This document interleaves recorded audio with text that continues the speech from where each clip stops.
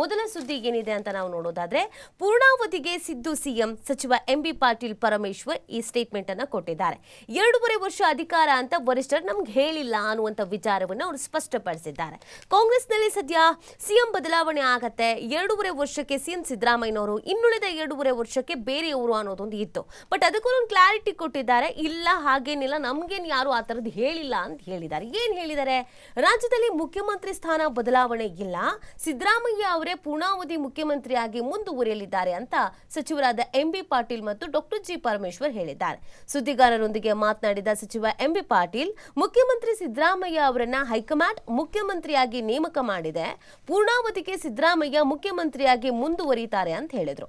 2.5 ವರ್ಷ ಅಧಿಕಾರ ಅಂತೇನು ಹೈಕಮಾಂಡ್ ಹೇಳಿಲ್ಲ.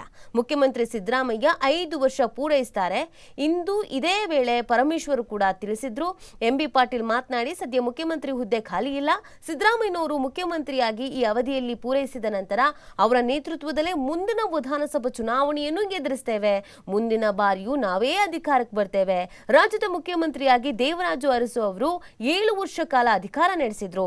ಸಿದ್ದರಾಮಯ್ಯ ಅವರು 7 ವರ್ಷ ಅಲ್ಲ 10 ವರ್ಷವೂ ಅಧಿಕಾರದಲ್ಲಿ ಇರ್ತಾರೆ ಅಂತ ಅವರ ಅಭಿಪ್ರಾಯವನ್ನ ವ್ಯಕ್ತಪಡಿಸ್ತಾರೆ.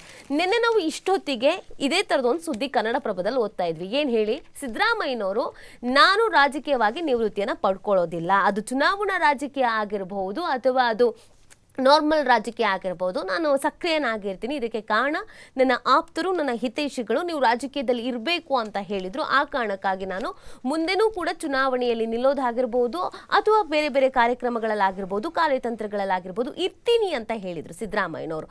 ಸೊ ಅದೇ ಥರ ಅವರ ಆಪ್ತರುಗಳು ಕೂಡ 2.5 ವರ್ಷ ಮಾತ್ರ ಸಿಎಂ ಅಲ್ಲ, ಮುಂದೆನೂ ಅವರೇ ಸಿಎಂ ಆಗಿರ್ತಾರೆ. ಅದರ ಮುಂದೆ ಬರುವಂಥ ವಿಧಾನಸಭೆ ಚುನಾವಣೆಗೂ ಕೂಡ ಇವರೇ ಅಧಿಕಾರದಲ್ಲಿ ಇರೋ ಥರ ಆಗತ್ತೆ, ಇವರ ನೇತೃತ್ವದಲ್ಲೇ ನಾವು ಚುನಾವಣೆ ಎದುರಿಸ್ತೀವಿ ಅಂತ ಹೇಳ್ತಾ ಇದ್ದಾರೆ.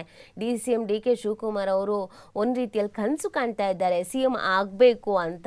ಸೊ ಸಿಎಂ ಬದಲಾವಣೆ ಇಲ್ಲ ಅನ್ನುವಂಥ ಒಂದು ಸ್ಪಷ್ಟ ಸಂದೇಶವನ್ನು ಸಿದ್ದರಾಮಯ್ಯನವರ ಆಪ್ತರ ಕಡೆಯಿಂದ ಕೂಡ ರವಾನೆ ಆಗಿದೆ.